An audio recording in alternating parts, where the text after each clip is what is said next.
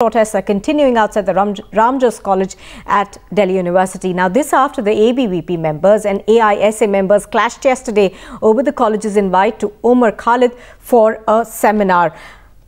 Bhavtosh Singh is reporting from outside the Delhi Police headquarters. Also joining us is Priyank from there. Mohit is reporting from outside the North Campus in Delhi University, and Pooja Shali joins us from the JNU campus. First, let's go across to Bhavtosh Singh, who's reporting.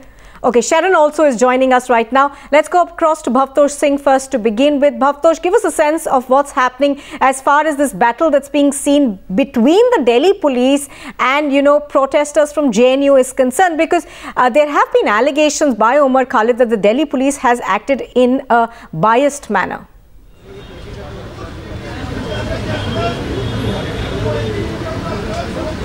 Well, in fact, Nupur, it was complete mishandling on the part of the Delhi police yesterday. Not only yesterday, but even day before yesterday, they allowed supporters or students from ABVP to carry out first a rampage inside Ramjas College. And when the protest march was to be held, they blocked the gate, pelted stones and even attacked students. There was a skirmish between two sides later in the evening, after which the police forcefully evicted everyone. They even attacked reporters who were covering the event. This protest started around an hour back.